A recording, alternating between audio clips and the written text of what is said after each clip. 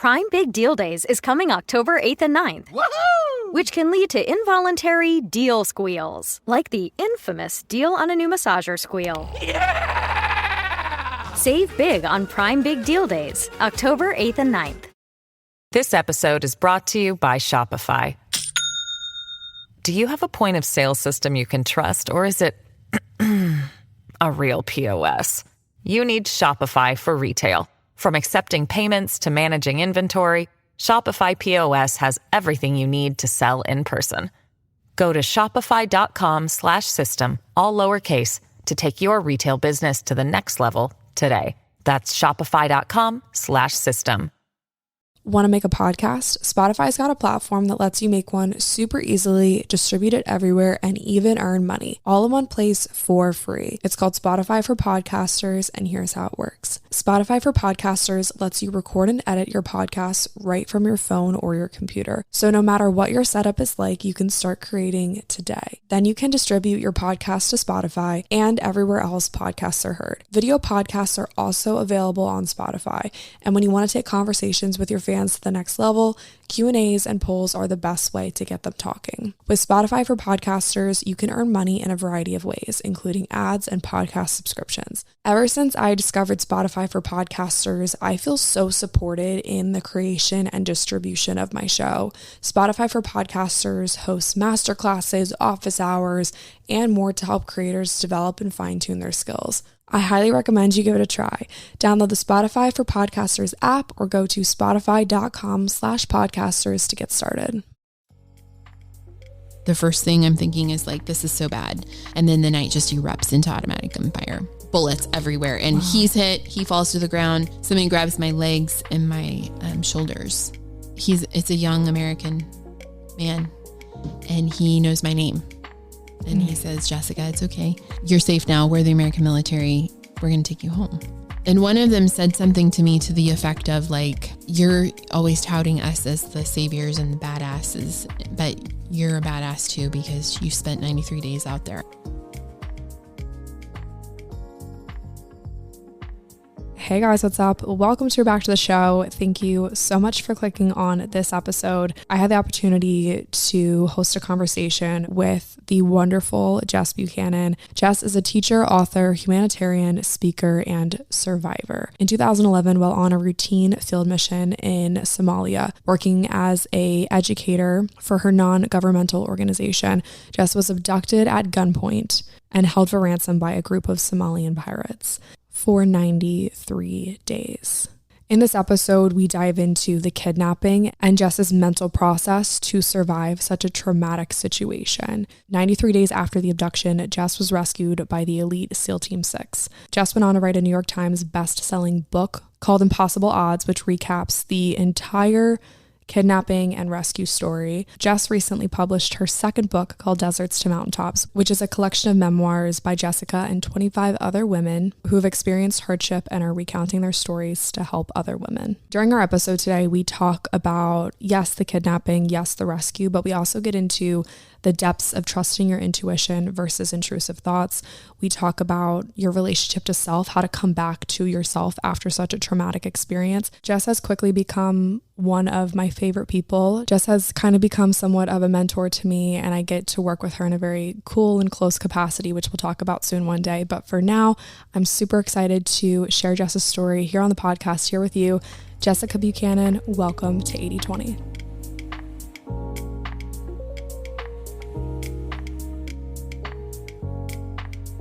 So I want to start at kind of the beginning of your young professional journey. So I'm a teacher by profession. I've always said I take the scenic route. So I think I went to college like 4 or 5 times and kept dropping out because I couldn't figure out what I wanted to do. But I finally landed on just getting a teaching degree. I liked kids and I like being with people, and I figure I could always feed myself and keep a roof over my head. And so at the end of my degree program, I had to do student teaching, and I went to school outside of Philly, and I was looking around, and I didn't feel like going to just like a regular public school. I wanted to do something different. And I ended up getting a student teaching position at an international school in Nairobi, Kenya. It was great. Loved it. They offered me a full-time position. And so I took that. So I started really my like true professional career teaching 4th grade in Nairobi for like kids from all over the world. And it was awesome. I had so much fun. And then I met this cute Swedish guy a couple months into my teaching career at a trashy nightclub in Nairobi when I was out with some teacher friends. And that was like 16 years ago or something. And we've been talking ever since. His name is Eric. And he was there in Nairobi, like based in Nairobi, but working for a humanitarian aid organization that took him all over like Somalia and Zimbabwe and all these other places. And to me, he was like working on prison reform and judicial systems. And I just was like, oh my God, like this is the hottest thing ever. And so I need to get to know you. So we ended up dating and falling in love and getting married 1.5 years later. And I'm still teaching, things are humming along. And he was actually being transitioned into another organization where he was going to be based in Hargeisa, Somaliland, which is the northern part of Somalia. I don't think a lot of people are familiar with like the geography of Somalia, but it for reference, if you look at a map of Africa, it's the Horn. So it looks like a 7. And so we were going to be stationed at the top. And then as you go further south, it gets a little bit more precarious in terms of security, but we were pretty safe up in the northern part. And we didn't want to have a long distance marriage.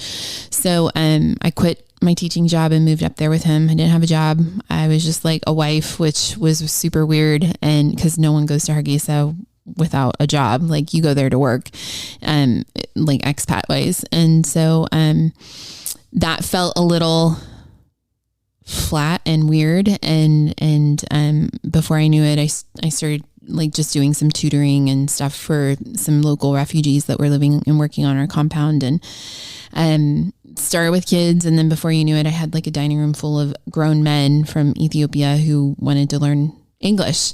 And then word got out that there was a teacher in town, and that spun into working for the Ministry of Education and United Nations, and then eventually landing a position for the Danish demining group, which was the mine action unit of the Danish Refugee Council, as their education advisor. It was like one of those things, where I landed in a job that I never thought I'd be qualified for. And I know it's not like everybody's dream to live and work in a place like Somalia, but oh my gosh, I loved it so much. I felt like the work was really meaningful and exciting, and I was traveling all over Africa, and it was incredible. So traveling to specific places to do trainings was nothing new.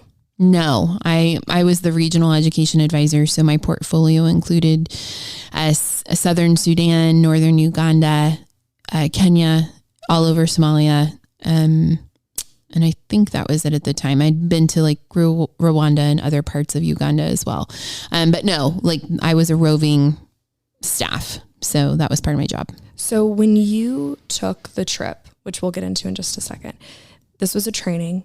You were headed to the southern part of Somalia. Is that correct? Mm-hmm. Can you talk a little bit about the Green Line, what that is? Yeah. So at the time, and you'll have to forgive me, I'm not like up on any kind of like updates of how things have transitioned in that part of the world. But at the time, this is 2011, the particular city that I was being required to travel to was Galkayo, which was north of Mogadishu, which is probably the city that most people can reference to Somalia because you see it in the news from time to time, mainly because bad things security-wise are happening. There, the town was basically governed, if you will, by 2 different clans. And they were opposing and often in conflict. And so one clan had responsibility, or one part of town belonged to them, and then another part of town belonged to another clan. And there was this like supposed to be just like this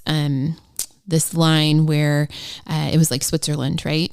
So but the northern clan couldn't cross into the southern clan's area and vice versa. So we had offices in both parts of the town, and we had separate staff who belonged to those particular clans. So we were essentially running 2 different operations in the same town because of these clan distinctions. And in order for us as expats to cross over into the southern part over the Green Line, we would take a convoy of vehicles, get out at this imaginary Green Line that was Switzerland, and then cross over by foot because cars couldn't cross over, and then get in another vehicle, convoy of vehicles that were registered to that part of town. Wow. Okay. So it was a major security. Yeah, it was a production. Okay. So when you're headed to this particular training, how are you feeling? Well, I had a lot of apprehension about the entire trip. I had actually canceled it twice before because there were like some very significant security issues. Like I think before the second time I canceled, a bus full of women and children had been blown up by an opposing, like the conflicting clan. And again, it wasn't like the foreigners were the target, but you know, you just never know what's going to happen in a place like this, right? And so I called my colleague, who's a Danish gentleman who was heading up that particular field office, and said, you know, I voiced my apprehension. And he was like, this is the third time you've canceled. You need to get down here and do your job, or else like I'll go talk to your boss and tell them that you're not capable of doing your job. And so, you know, I mean, on one hand, yes, this was part of my job description, but on the other hand, I didn't feel safe and I didn't feel good about it. So I felt bullied and backed into a corner. And I talked to my husband, who, you know, had been working in the area for a very long time. And you know, I followed all of the protocols for my organization, like they're in connection and communication with the UN, like everything, like all the boxes have been checked to ensure that this trip would go smoothly. So I just felt like I was being paranoid, because basically that's what was being told to me. And so I ignored my apprehension and got on a UN plane and traveled south. The training was only supposed to be 3 days, 2 days in the northern office, so I didn't have to move because that's where I was staying. And then we would have to cross that Green Line to get into the southern office on the third day. And that's what I was really worried about, because if something's going to happen, it's going to happen while you're in transit.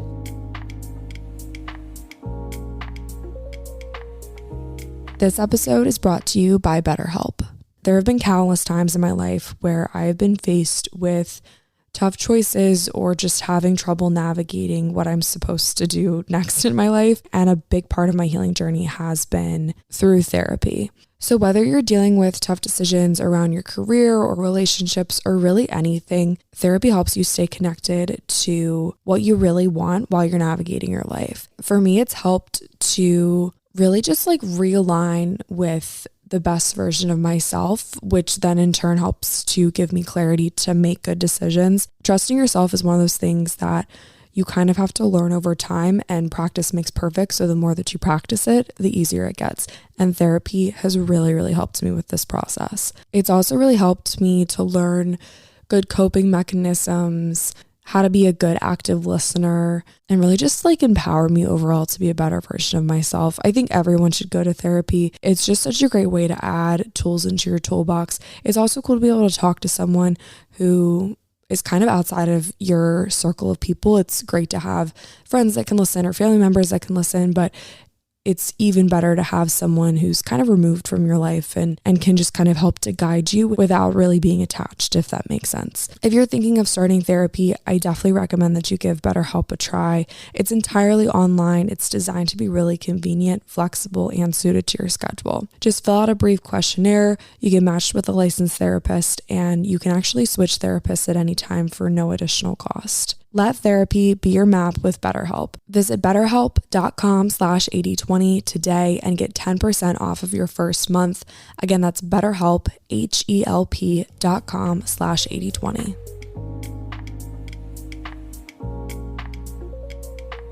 So we get through the first 2 days of training. It's great. Everything's fine. Then the night before we're to move to the third day of training to the second office. Paul and I were friends, and we stayed up really late, like singing and playing guitar and drinking. And I went to bed, you know, just feeling kind of crappy, but I had these nightmares like all night long. And I'm not like one of those people who proficiently like, dreams.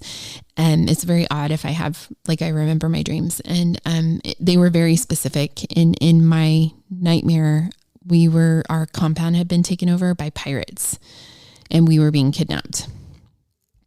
And so I woke up the next morning drenched in sweat. Obviously I haven't slept. I think I'm like kind of hungover, and I remember sitting on the edge of my bed in real like contemplation of whether or not I wanted to do this. And by this mean leave the compound and go to the southern office. And I can remember also like thinking, man, I wish I had just gotten like food poisoning or something so I could just like be sick and stay in bed and have a real like reason not to leave.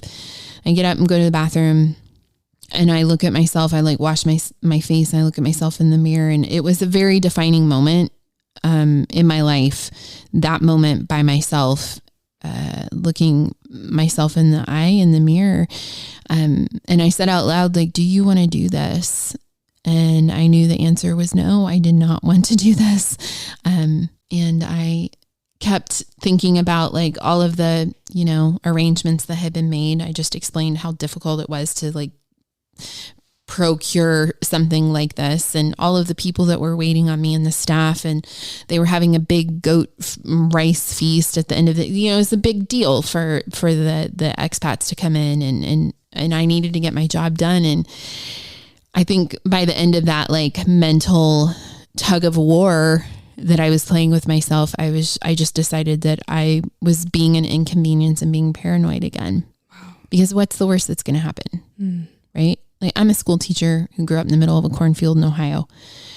I'm white. I'm privileged. I grew up in the church. Like, nothing bad's going to happen to me. And then I walked away, and it changed the course of my life forever. So that mirror moment, you knew in your gut what was about to happen. I didn't know specifically what was going to happen, but I knew that something wasn't right. And I knew that I did not want to leave the compound.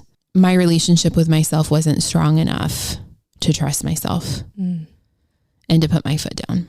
So we get across the green line, we go to the office, we do our trainings, everything's fine, have our lunch. And then it's time to head back. And I'm like, I can see the finish line, right? Like I'm going to go back, I'm going to do my workout. We're going to have dinner. We probably have a little more wine left, like just that I'd smuggled in because it's a dry country. And I notice that the security advisor, a local guy named abducted, he's like on his phone, and then he's getting off and he's saying, we're ready. No, we're not ready. Wait. And then we wait 20 minutes and then it's time. Like there's all this back and forth, when there should just be a convoy of land cruisers come in, pick us up, like this is how this functions. This is how this works. And it was like stops and starts, but it's not my home base. So I deferred to Paul. He's like, talking to his staff and whatnot and not really paying attention. Finally, the vehicles do come in. There are 3 land cruisers. There are armed guards in the front, armed guards in the back. And then Paul and I are in the middle vehicle with the driver and then the security advisor.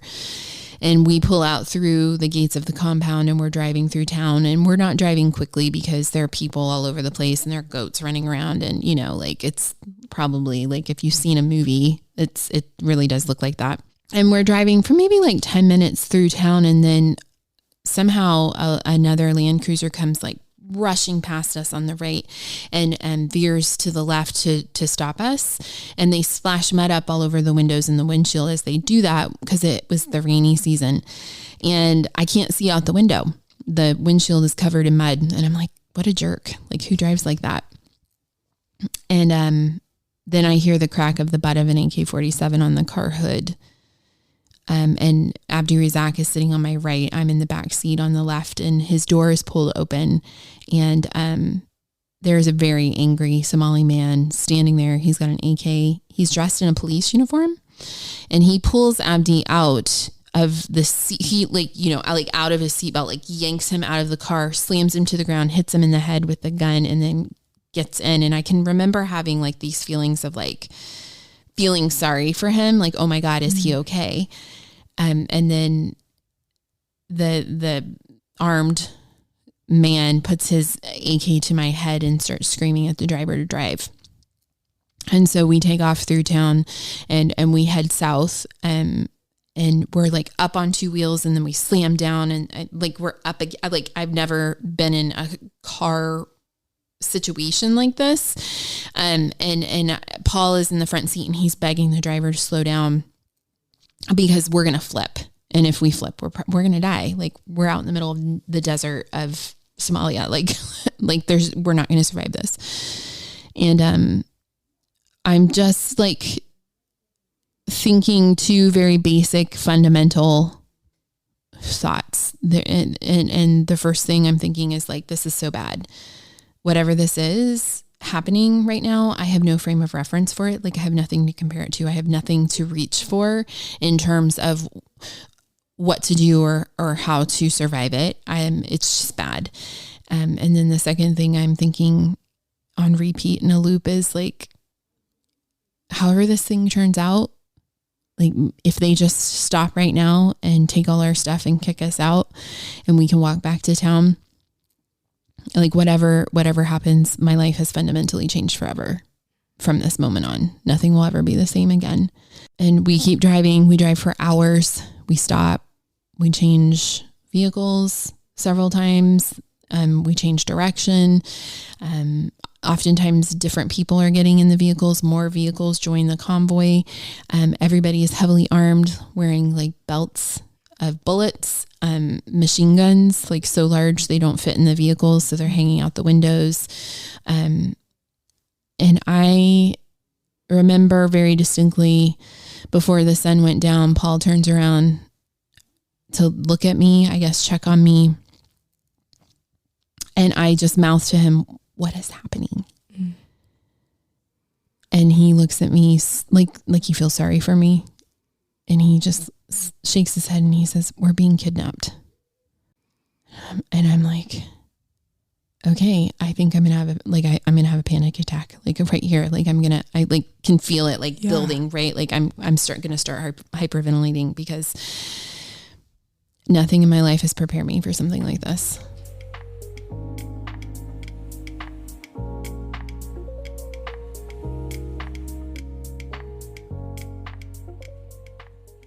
Did your NGO give you any prior knowledge, training, or anything for this type of situation?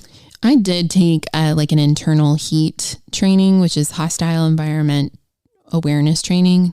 Most of the times these organizations will outsource that to like a security company, but they did it internally. Like the security advisor, I guess, thought he was equipped to do that. I do remember, it was like 3 days. Most of it was about CPR and first aid. And they did a little like reenactment of a kidnapping. I remember, and that information did come in handy. I remember 2 pieces of information from that training. The first one was, if you can live through the first 48 hours, then you probably have a good chance of surviving. Was that piece of information critical to, I guess, was that a tool in your toolbox? Yeah. I mean, I think I settled on that and kept thinking, like, just as the hours ticked by, like, okay, I made it through another hour. If I can just make it through 48 hours, then my chances of survival are going to be higher. I mean, who knows if that's true? I guess statistically it is true, but, every situation is different. Right. Like there is not like a textbook, right, for all of this. And then the other piece of information that I remembered from the training was that I needed to have a phone number memorized because they were going to ask me to call someone. And it took like 2 weeks before we were able to make any kind of connection with anybody. And they took us way out into the desert, like far away from where we were staying, and put us on a satellite phone and asked us to call our families. I actually didn't have my husband's phone number memorized because he had all these different phones, like numbers for the different countries that he traveled to. So I called my dad and his number was disconnected. Wow. And then I called my sister and her number was disconnected. And then Paul calls his wife and his daughter and both of their phone numbers are disconnected. And I'm like, what the hell is going on here? Like what, like I'm feeling like personally affronted. Like why is everybody's like, aren't they worried about us? Aren't they sitting by their phones waiting to hear from us? And then Paul explained to me like later, he's like, there has to be like a plan. They must have disconnected all the phones. Who are they? The government? They like our organization or whoever. At this point, we have no idea like who's in charge of getting us back. Until we were put on the phone with someone who identified himself as working as a family communicator for our organization and asked us a series of proof of life calls. You know, we would try to like fill in the blanks with things we'd seen in movies and things we'd read about, but we really had no idea. And then of course I'm able to fill in the blanks in the aftermath. But yeah, my organization had a kidnapping and ransom insurance, thank God. And so they brought in professional hostage negotiators who were working the case in conjunction with the FBI. But it was complicated because it was a Danish organization. And then you have two nationals from two different countries. You know, they put us on the phone to answer a series of proof of life questions because they need to make sure that we're the right hostages. I didn't know until after the ordeal that the FBI was involved.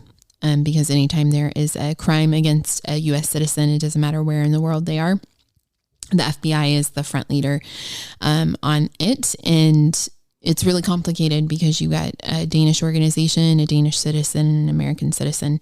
I think they were having their own struggles on the other side. You have these proof of life calls. You said this is about 2 weeks into your kidnapping. Mm-hmm. What did your life look like on a day-to-day basis in the desert? I mean, it was more than anything. When I wasn't being terrorized, I was just bored. Like as bored can get.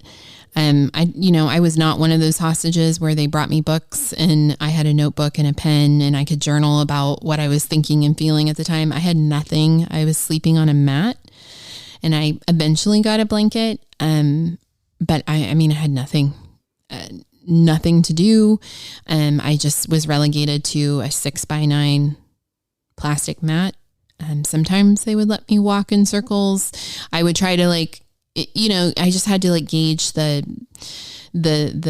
mood of whoever was keeping guard. You know, there were anywhere from 6 to like 30 guards at the camp. We moved about 50 to 60 times. You know, we could be sleeping, it was on the ground out in the middle of a field, and then somebody would come and get in my face and start screaming and tell me to get in the car, the Land Cruiser, and then we would drive for hours all night long, and then they'd stop in some like arbitrary place and tell us to go lay down and sleep, and it's the middle of the day, it's hot. We were systematically starved. Some like towards the end, we started getting a routine, but we would be typically like given a piece of bread, sometimes some tea to drink in the morning, and then maybe a small tin of tuna in the middle of the day. We'd have to eat that like for a while I ate it with a tampon applicator because I had this little powder bag or whatever, cosmetic bag that they let me keep. I took it out of my work bag the night of the abduction, and it had like random, weird travel stuff, right? Like a dental floss and a couple of tampons. And, but then like they do weird things where maybe I was sleeping or I had gone to a bush to use the bathroom and they would come and dig through my bag and take stuff. So eventually they took my tampons because I think they didn't know what they were. And so, I lost my applicator to eat my tuna with. So then it's just like my hands. I mean, I felt kind of like MacGyver. Like, and I think like that's sort of my personality too. Like I'm a resourceful person. And so I had like a bobby pin. So I was like, okay, well, what can I do with this bobby pin? All right, well, I can use it as a writing utensil in the ground, like you start to go kind of crazy after a while. I remembered they eventually brought me a fork that I could keep in my bag and I could eat my tuna with, but I didn't have a comb for my hair, and my hair was really short then, so fortunately. But remember that scene in The Little Mermaid where she's like with the fork, she thinks it's something to comb her hair. I was like totally took inspiration from that movie because I was like, oh, well, I can use this as a brush as well as an eating utensil. So, you know, just weird, stupid stuff like that. They were also like little moments for me to like of pride, I think, for me to be like, oh, I solved the problem, you know, because I think it's intrinsic for humans in life to be able to solve their own problems in order to feel like that's part of our survival. And I think every time I came up with against something like, okay, well, how am I going to get through this? Or how am I going to solve this problem? How am I going to stay sane today? Or, you know, whatever, like anytime I could come up with something made me feel really proud of myself. And, you know, mainly, you know, the days just were really long. I sometimes would be able to sit with Paul and we would talk. A lot of times we weren't. I mean, there were weeks where I didn't open my mouth and use my voice at all. I was put in solitary confinement, essentially, like on this edge of the camp because negotiations weren't working well. You know, nights were long and scary and cold and wet. Oftentimes I was worried that I was going to be assaulted in the middle of the night. I was definitely like apprehended a few times in the middle of the night. And then I was just regularly threatened, you know, and trying to keep my emotions in check was really difficult, as you can imagine. Like, I mean, if I could have sat there all day and cried, I probably would have sometimes, but they would get really aggressive when they saw me express any emotion. So I would like ask to go to the toilet, which is, you know, just to ask to leave my mat to go behind a bush to go do my business. And oftentimes I would just go and like silently scream into my headscarf because I was just filled with like frustration and rage. And I didn't understand why this was happening. I didn't understand why it was taking so long. And it was the hardest mental challenge of my life thus far, you know, and the entirety of the captivity was 93 days, which sounds like a lot, but really in these kind of situations, it's not. I mean, these captivities can go on for years. So I hadn't let myself get to a point where I had lost hope or I was in despair because I still was able to like keep pulling myself up. I knew escaping wasn't an option. We were just out in the middle of nowhere. I mean, and it's the desert. And it's, you know, upwards of like over 100 degrees during the day. I couldn't carry enough water. Like I didn't know where to go. I didn't know where I was. And I also felt like very obligated to survive for my family. Like we had lost my mom the year before very suddenly. And we were all still very much grieving that loss. And I just like couldn't add to it. You know, I kind of felt bad enough that I got kidnapped. You know, like It's not like it was my fault, but I do think I carried some guilt and some shame around it and what it was doing to my family and to my husband. And I thought, you know, like if not for anything else, I'm going to survive because I can't put them through this, like what it would mean to lose me. And I think that propelled me forward. Maybe again, because it's my personality and maybe my conditioning growing up in the church. And I don't know. I just felt like that gave me the will I needed to survive. Do you get to talk to your loved ones? Is it just all kind of, is there an in-between person? I got to talk. Yeah, it's an in-between person, like a communicator who's just like asking questions to make sure we're still alive because negotiations aren't going to move forward if the captive is dead. So they needed to make sure that they were still negotiating for live hostages. And then they would pass messages. Your family wants you to know that they're okay and they're praying for you and, whatever you say. I did get to talk to my husband once for like 2 minutes. It was on Thanksgiving morning and it's hard to like explain the situation, but basically I'll call them pirates. They called themselves lots of different things, but for the most part, they landed on pirates. The pirates didn't trust the communicator. And so they wanted a family member from Paul or I to get on the phone with them to, basically like assure them that the person that they were talking to was the communicator and the representative for the family. And so we didn't think that that was going to happen because it's not like normal standard procedure to put family members on the phone when you have hostage negotiators who are managing the whole setup. But they did put Eric on the phone, and we have a recording of it actually. And I've listened to it. And I am very like matter of fact, and I'm very much like all business because I need them to understand exactly. I need him to understand exactly what they need to do because we need to speed this thing along. Like I need to get out of here, you know? And I do remember saying like, I need you to know that I'm okay. I'm going to be okay. And I love you and we're going to get through this. And that was it. There were days that I knew like mentally, like I was okay and I could make it through. Like if they would let me walk around the perimeter of the camp, I would take things in increments. Right. And I would be like, I know I can make it 30 more days. Right. And so, but they don't know that. They don't know what my emotional state is and what my mental process is. For all they know, I'm like in the fetal position under a tree and about ready to give up. So I needed them to know and believe that I had enough power and strength inside myself to get through this, whatever it was going to be, because I needed them to be okay.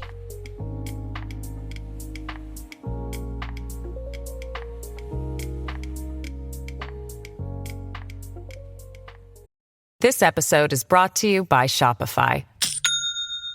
Do you have a point of sale system you can trust, or is it a real POS?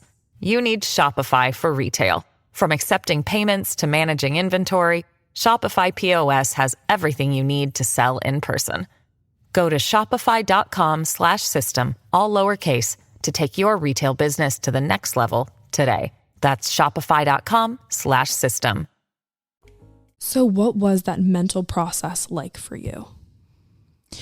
Well, I prayed a lot. I'm a person of faith and my spirituality is very important to me. I was in a weird place in my spirituality. When this happened, I was really mad about losing my mom. So like, I would say God and I weren't on great terms. But we sure got in communication while we were out there because I was like, oh, wow. Okay. I can see that we need to get some things straight here. I think that I'm also a person, I'm a seeker. And so I'm always looking for, maybe it's because I'm a teacher too. Like I'm always looking for the lesson. Sometimes I get tired of it, but I do ultimately, I think when things especially go awry, I'm like, okay, well, what am I supposed to be learning from this? And so I remember waking up one morning, like 45 days in or something. And I felt like things had started to level out a little bit. Like we had kind of a routine, right? And so I would get up when the sun came up, which was 6, get my breakfast. We learned how to make bread in the sand.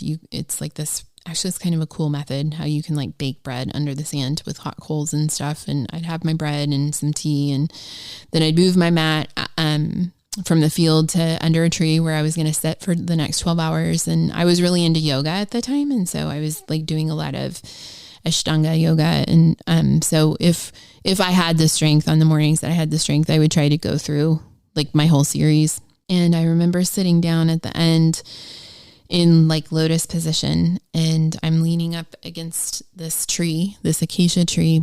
And I had this thought. I had been planning to take some time off work after I completed this trip, before all of this happened. And I'd been thinking about maybe like going and sitting in an ashram or something for 3 months and just taking a sabbatical and grieving. I just needed to like make space and time for my grief and kind of figure some stuff out. And I'm sitting there cross-legged against this tree, and I had this realization that like, didn't the Buddha reach enlightenment while he was sitting under a tree? And then I started kind of looking around, and I'm like, from my cultural tradition, Jesus, didn't he wander the desert for 40 days and 40 nights, like without food and water. And like one by one, all these stories of like spiritual greats and saints and people, you know, who'd been in situations where maybe their freedom was taken away from them, or they went to go wrestle it out, right? In whatever scenery that was for them. There was always this withholding of like felt needs to get really close to themselves and get close to God. And I looked around and I thought, well, you know, I mean, I'm never going to have this much time again if I get out of here. And I certainly have nothing to do. And I have very few distractions. Cause this was at a point where people would just leave me alone. And, I don't really like to waste an opportunity. So let's dig in here. And I got really organized and I started, making like a work plan for myself. So like, okay, today I'm going to remember everything that happened to me. Starting at my very first memories when I was like 4 years old. And I'm going to think about like everything in such detail. Like it's almost like I'm going to relive my entire life, you know?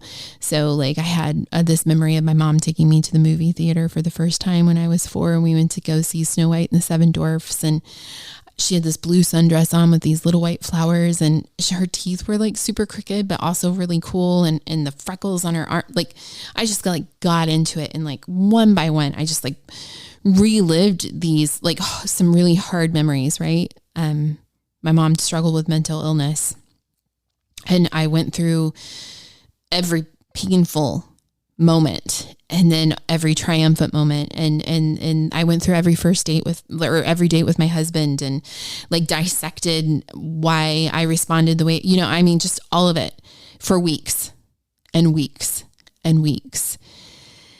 And I think what I found at the end of that, I was 32 at the time, 31, 32, is that I met myself out there. Spending all that time reflecting on all of the things that had happened to me and the choices that I had made and the people that I had loved and the people that didn't love me, it all created the person that I am up until that moment where I rejected myself and I walked away from myself. I abandoned myself. Why did I do that? And I have this like vision of another version of myself, like walking up to me on my mat and holding out her hand to lead me out. And what I also found is that my body was being held hostage, but my mind was actually very, very free. And so I go back to that. I don't always successfully apply it, but I go back to that time in my life as a reminder to myself that it doesn't matter what is happening, like what my circumstances are. I have freedom and I have choice in my mind, and no one else can control that. I'm the only one who's in charge of that. I don't know if you could see me like starting to kind of tear up there when you said that a version of you reached out her hand and led you. That picture is, you know, the way that I'm imagining that in my mind is just incredible. Well, I think we have to save ourselves. Yeah. Like we spend our whole lives like just in total turmoil, waiting for someone or something, some job, some partner, our dad saying that they approve of us. And the whole point is that we have to like accept ourselves. Yeah. And save ourselves. And so, yes, you know, and we'll get there, but yes, I was rescued, but I was actually rescued a whole lot sooner. And I had to do that myself.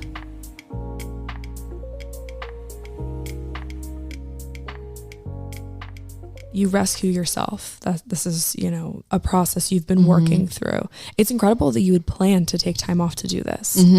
That is so... I mean, I would have preferred an ashram in India, but... Absolutely. Yeah. But here we are. But that is so just weird. I know. I mean, I'm grateful that I recognized it. Because I could have spent the time like just sitting there. I could have wasted it. Yeah. And I think that also has taught me, I think that has been a major theme in my recovery. Like you have to make things mean something. Yeah. Otherwise they're too hard and heavy to carry. That night prior to your rescue, kind of take us through what was happening that night. What was going through your head? So I was actually really sick. I had gotten a urinary tract infection about 10 days earlier. And those are really uncomfortable, especially unmedicated out in the desert where there's no shower or toilet. So I was in a lot of discomfort. And it was moving into a kidney infection because they wouldn't bring me into medicine. They wouldn't bring out a doctor or anything. Like my comfort was of no consequence to them. And so I had my last proof of life call 10 days before. So actually I'd been struggling much longer than 10 days with this, probably 2 weeks, maybe going on 3 weeks. And I told the communicator on the other, on the phone who would take the information back to the organization and our families. I listed my symptoms and said, I know this is heading into a kidney infection because I've had one before and I had to be hospitalized for a week. If you guys don't get me out of here, I'm going to die and it's going to be on you.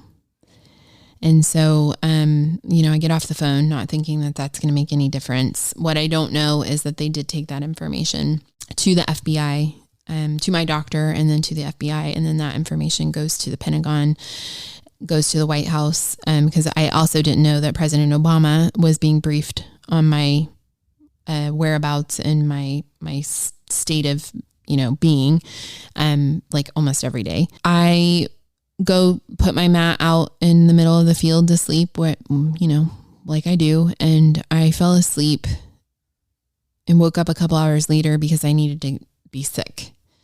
And so there were 9 guys on the ground, 9 pirates on the ground that night. And not usually, every single time, every single night, there was at least one of them awake, keeping guard for the camp, making sure we didn't escape, making sure, we weren't going to be attacked by another group or something. And they were all passed out that night, which I thought was strange. And I say the word toilet because that's how I asked to be excused from my mat. I didn't want anybody to think I was trying to escape. So no one would wake up. I say it a couple of times and they're all just passed out. So I pick up a small pen light and I start flashing it so that they can see that I'm here in case somebody does wake up. And I go behind a bush, do what I need to do and come back, roll myself back up on my blanket and try to go back to sleep. And about, I would say just like 2 or 3 minutes goes by. And then the pirate who was sleeping on my left, I can sense, it's very dark, so I can't see anything. There's no stars or moon, but I can sense that, he's like scared and he's standing and he has his weapon and he's whisper screaming at the other guys to wake up in Somali. And then the night just erupts into automatic gunfire. Holy shit. Just like boom, boom, boom, boom, boom, boom, like just bullets everywhere. And he's hit, he falls to the ground. All the other guys are rousing. They're being shot. They're falling to the ground. And I'm laying there in the middle of all of it on the ground. And I'm just like saying over and over, oh God, oh God, oh God, oh God, oh God. Because I'm thinking we're being taken by another group, which was always a threat. And I don't have the physical capabilities of learning another group or what's going to happen to me.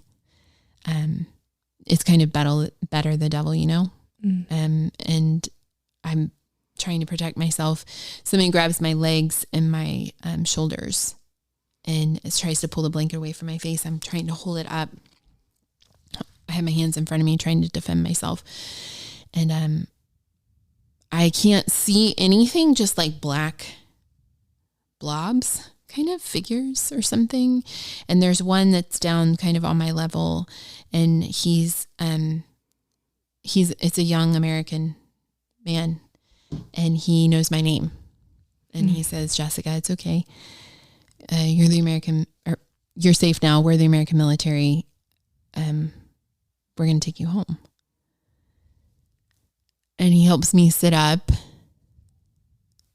And all I can say is that, like, my eyes are kind of adjusting, is, you're American? Wait a second. You're American. I don't understand. Like, we're out in the middle of Somalia. Like we're not near a town. Like we're not near anything. We're just out in the middle of the desert. Like how on earth did you find us is kind of what I'm thinking in my head.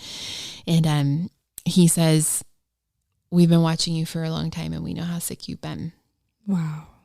And he has water, clean water, not laced with gasoline or anything, and medicine, some tablets. And he hands them to me. And, one of them wants to know if I can find my shoes. And I'm just like completely in shock. Like I start shaking, like convulsing. Like I can't stop shaking. And I remember they put like one of those silver like blankets around me. And I don't know where my shoes are. And he says, okay, well, here's what's going to happen. And explains that he's going to pick me up, put me over his shoulder, and because we've got to get out of here, whatever this is. And he does that. And I remember just like my head kind of bobbing, like I'm like fireman style over this soldier's shoulders, thinking, I am a school teacher from Ohio. Like, how is this my life right now? Wow. Like, what in the actual heck is this? Did it ever cross your mind that this is something that happens? No. Like while I was out there? Yeah. Like that. No. No. Paul would say from time to time, like, send in the Marines. And I would get really mad at him because I would be like, Paul, you're Danish. There are like 4 million people in your country. I'm American. There are 350 million people in my country. No one knows we're here. No one cares. Like, not exactly encouraging, but I would get so irritated when he would say that. And I was wrong. Wow. Really, really wrong. So they're carrying you. Yeah. You're still probably in shock, right? Oh, yeah. What happens next? Where do you go? Where do they take you? What do they say to you? Well, they put me down in a place like in the camp that's deemed safe. My first question is, where's Paul? Did he make it out okay? And he's sitting there and he leans over and he says, do you know who these guys are? And I'm like, I have no idea what is happening here. And he says, this is SEAL Team 6. Wow. These are the guys that got Osama bin Laden. And I'm just like, okay. Like, I can't wrap my brain around anything, right? So we wait for the helicopters to come in. We make our way to the helicopters. That was totally bizarre and weird. They start doing all the medical checks, like, as well as they can. They didn't know like what state we were going to be in health wise. And they also probably didn't know if we would end up being shot. Right. And so, because I mean, when I say that this is like a 0.00001% chance of like everything going right, I can't even like quantify it. It is a miracle. Like all of the stars were aligned. Oftentimes military rescue operations, it's like a last resort because the hostage doesn't usually come out alive.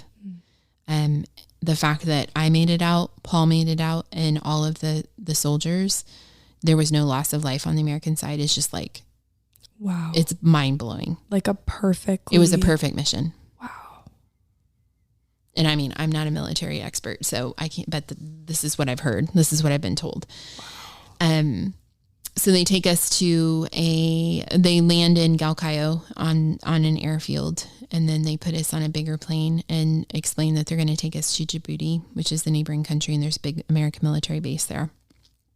So we land there in the morning. We've been flying all night pretty much, and we're met by a team of psychologists in the FBI, and we get to take a shower, which was a totally weird and bizarre experience after so long. Then we start right into like being questioned, and they want to extract everything from our brains while it's fresh. And that was exhausting. But you're also like way too charged and keyed up to sleep. And I got to talk to my dad and my sister and my husband for like 2 minutes. I opted to participate in the hostage reintegration program, which was offered by the Department of Defense. And so it's very structured, and I had like a psychologist that was supporting me through the whole thing. They took us to a military base in Italy where I was reunited with my husband, and we were there for about a week. And then we were flown to the US, where I was reunited with my dad and my siblings. And we spent about a week together. And then there was a lot of like going to the FBI headquarters. There were a lot of people to thank, and a lot of media to hide from.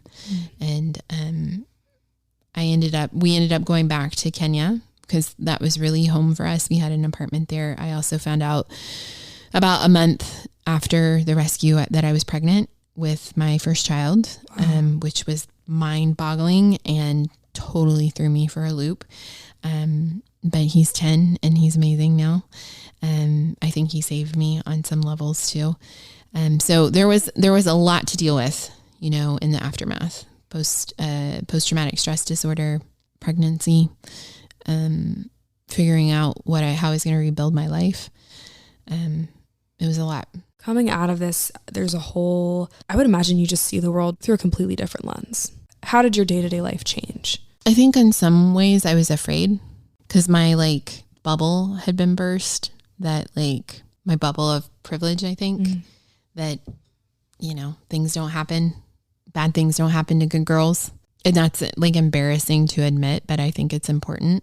I had always struggled with anxiety, maybe even in my childhood, but didn't know how to name it. But that definitely kicked up several notches, combined with trauma and hormones from pregnancy and then new motherhood. It was really hard for me to extrapolate sometimes what was the kidnapping and what was motherhood that was causing so many difficulties in my emotional life. It was just a lot to pile on. I think for the good, the things that have changed in the way I see my life and myself is that I'm no longer afraid to be just with myself. I think that I really, again, I met myself in that experience. And so I am one of my favorite people to hang out with. I crave that. I also went on this journey where I had to repair my relationship with my intuition. Because I so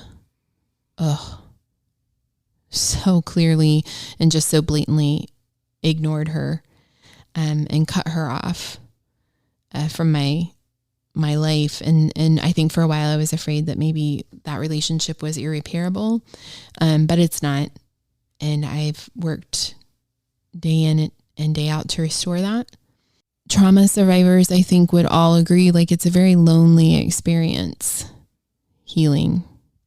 But I think that you can agree to that, right? You decide that you're worth being in alignment, and the people that you spend your time with have to be in alignment, and they have to understand where you have come from. It's not like you want to sit around and talk about your trauma all day, but they have to understand as much as they can and give you space for that. And have you learned to use my voice in a really powerful way? I would not be here doing the work that I do if this hadn't all happened. And so I wouldn't want to go through it again, that's for sure, but I'm grateful. And I've thought a lot about this, the difference between intrusive thoughts and intuition, because you're actually the one who presented that concept to me. It's hard to define when you feel afraid for your genuine safety. And when you feel afraid, I think it's a difference between fear and discomfort, right? I think intuition is trying to warn you because it's primal. It's meant to keep us alive. And so when you're genuinely afraid, not uncomfortable, but scared for your safety, of your heart, mind, and soul, I think that's your intuition saying, hey, I'm doing my job here. Yeah, I'm keeping you alive. That deep gut feeling of this isn't really right. Yeah, I can think of some times when that has happened, with my kids, especially, because I have to employ my intuition in a different way because I have to protect them, right? And then when I'm feeling uncomfortable because I'm being called to sit in something and to face something, oftentimes that facing whatever that is those intrusive thoughts. And my sister said something really good to me this morning of like, I was saying I was feeling triggered about something, and then it like, I'm like actually really angry. She was like, well, yeah, you know, being triggered does make you feel angry. And I think that those intrusive thoughts can often, for me, that's how it manifests. You know, I get angry because I'm sick of dealing with this, right? But I'm often then being called to grow. Does that make sense? Yeah. Yeah. I would say for me, it's kind of this like, and then I get into like the anxiety thing as well. And so it's like, is it an intrusive thought? Is it my anxiety telling me it? Is my ego trying to protect me? Is it my intuition trying to protect me? It takes our whole lives to learn the difference. And it's the most intimate relationship you'll ever develop. And it just takes practice. And I practice it, you know, sometimes I like get in the car and go somewhere without my maps on to see if like the feeling, like, I think I should go this direction, like, you know, or I will stop and ask myself like, you know, where should I go for a walk today?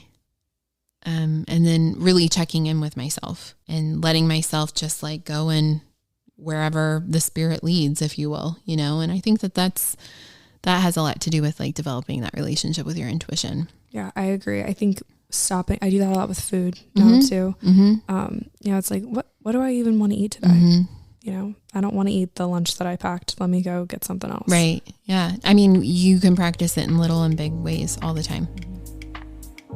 I would have to say that one of the most influential and healing parts of my wellness journey was by far my time at the Institute of Integrative Nutrition. I enrolled in 2020. I was taking a little bit of time off college, and it was really just a time in my life where I had so many questions about my body. I originally enrolled because I wanted to know more about nutrition and what food could do for my body, but I graduated with so much more. The program is the broadest and most comprehensive curriculum out there, covering 7 different categories: physical health, nutrition, mental and emotional health, primary food, spirituality, coaching, and business. And to me, my time at IAN was way more than just a certification. I used the tools I learned in the health coaching training program in my daily life, like how to go into everything with a beginner's mindset, active listening skills, and how to put primary foods first. If you know, you know. It's almost like I could embrace coaching as a lifestyle, not just as a job.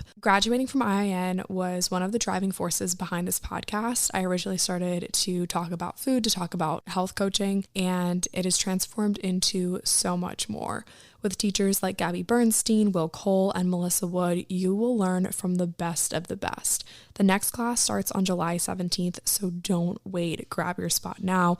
You can use the link in the show notes to try a free sample class, and if you mention my name, Lily Rako, during registration, you will get a very generous enrollment discount. The enrollment team rocks, and they are standing by to answer any and all of your questions, so be sure to click that link in the show notes. I cannot wait to watch you unlock your potential and live a life you love with IIN's health coaching training program.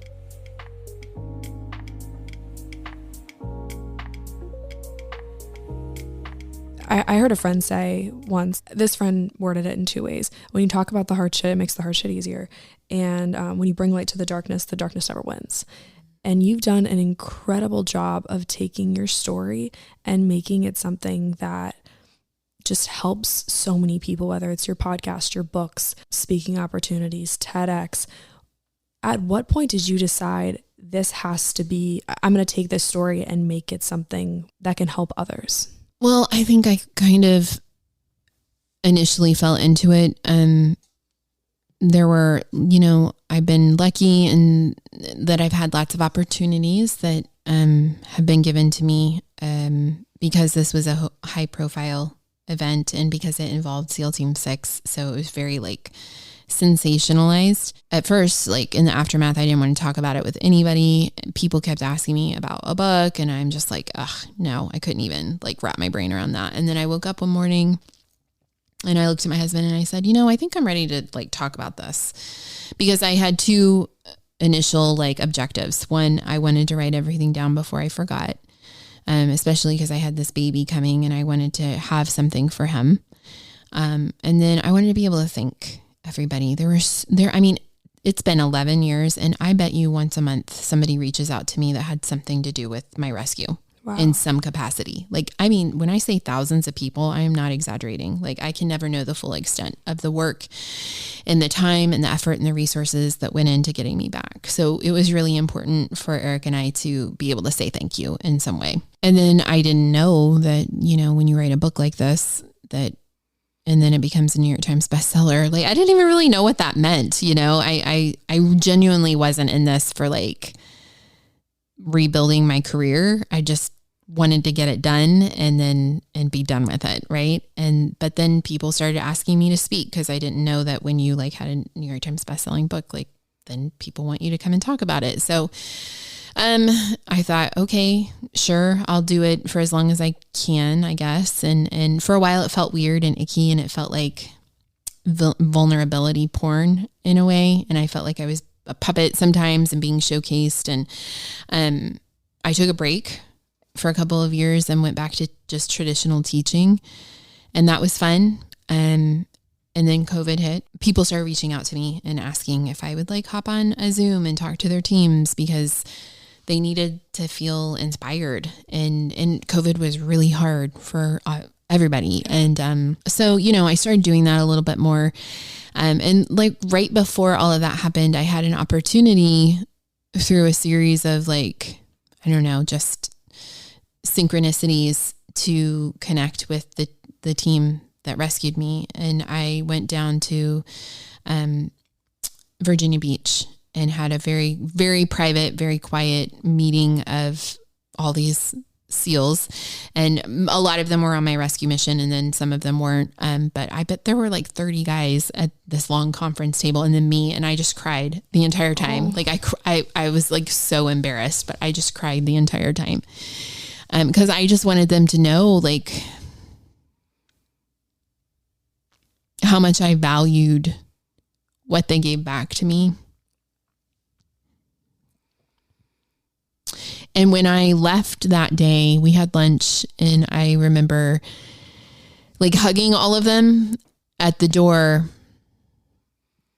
And one of them said something to me to the effect of like, Jess, like, you're always touting us as the saviors and the badasses, but you're a badass too, because you spent 93 days out there and you survived. And I don't think it's like I needed them to tell me that, but also it gave me permission to tell the story in a different way. Because I realized that I had been telling this story the way I thought everybody wanted to hear it. And that was like me as the damsel in distress, and SEAL Team 6, like swooping in and rescuing me. And here I am, like on the stage, and, like the blonde girl who, blah, blah, blah. And it felt so inauthentic to me. And after that, I remember walking away from that meeting, and I felt like I'm a very tall person, but I felt like I'd grown like 10 inches or something. I just felt like I could stand with my back straight. And I think a lot of that had to do with just being able to tell them thank you. I felt like I needed them to see like my kids and say like, I have this beautiful life, and I'm doing the best that I can with it. And it's because of you.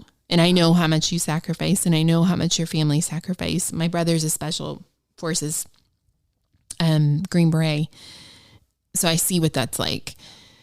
And it changed something in me. And I think from then on, I realized there can be more than one hero in a story. There's room, and I could be a hero in my story too. And I don't say that from a place of ego. I just say that from a place of like healing. And so, things began to unfold, and I began to get clearer about the meaning, like I said, like you have to make things mean something for me in order to be able to carry it, because otherwise it's too hard and too heavy. And, I can't just be a person who's like, well, things happen. Like I have to believe that they happen for a reason, and I have to attach that. I'm a purpose-driven person. And so I've been on this journey of, I guess then figuring out like, what's my next purpose? You know, for a while it was teaching in Africa, and I lost that, you know. I got to keep my life, which I'm eternally grateful for, but I lost my career. We had to leave Africa because it was just too hard to stay there. And that broke my heart. I didn't know who I was outside of being there. I certainly had not planned to be a suburban soccer mom in Washington, D.C., you know, like that was not the picture of who I thought I was going to be. And so it was just like this next desert that I had to walk myself out of. And I'm lucky. I get that. I get opportunities that I think a lot of people would like kill for. And I'm grateful for them. But I also work really, really hard. And I feel this next chapter for me is about supporting women who have stories that they feel compelled to share. Not everybody feels compelled to share their story, and that's okay. But for the ones who do, I don't want to see them be roadblocked by logistics in the publishing industry and lack of social media following. I feel like if you are a writer and you feel that it's a part of your like hero's journey or shero's journey to come back and tell the village about what you've learned, then I'd like to help support women do that. And so that's what I do now. So you are currently working, can I talk about this? You're working on your third book. Yes. Can you tell us a little bit about the current book that you're working on? Yes. So I have a publishing imprint called Soul Speak Press.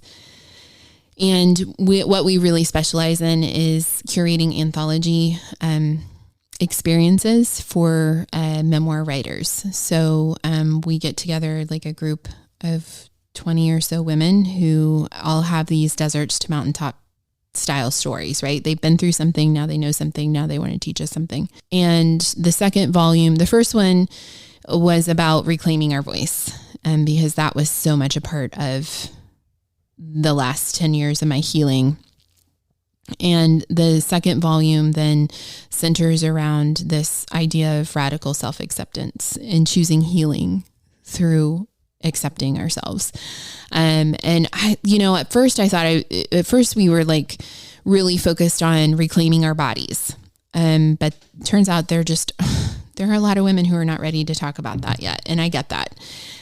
So we've like broadened it to like what that means in body, mind and spirit. And I thought I knew what I was going to be writing about. I'm not sure now because things are just like always in transition, but I'm really, really focused on what it means to radically accept myself at this stage in my life. I'm in a different life, experience than you are in terms of being older and what it means to be like middle-aged and a woman. So I'm excited to explore that part of my own writing. And then the chapters that have been coming in, because we've already had our first draft submissions. I'm like, just wow. Like what some of these women have survived and how they have overcome and how they've figured out how to be strong enough to accept themselves. Is really, really inspiring. So that'll come out in January of 2024. So exciting. I can't wait to read everybody's stories. It's going to be incredible. Mm-hmm. Yeah. So my last question for you, Jess, this is something that I do with all my guests. The average age of my listener is 22 to like 23, 24. If you could go back and talk to your 22-year-old self, what would you say to her? Your heart always knows. It knows the way. Stop asking everybody else what you should be doing, where you should go, what you should study, who you should like, who you should be with. Your heart always has the answers and you can trust it. Yeah, I spent so much time in that time of my life just doubting myself and my decisions. And turns out my heart was always right. And so, yeah, that's what I would say. Beautifully said. Well, thank you, Jess, so much for coming on and sharing your story. You are an incredible human, and I'm so grateful that you joined me today and that you were willing to share your story. So thank you so much. Go ahead and plug yourself, your books, your podcast, your socials, everything. Where can the people find you? Okay, so I'm probably on Instagram the most. So that's Jessica C. Buchanan, just my name. And then we do have a Soul Speak Press if you're interested in publishing. And let's see, jessbuchanan.com, deserts2mountaintops.com, and soulspeakpress.com. You can find out about all the projects that I'm into.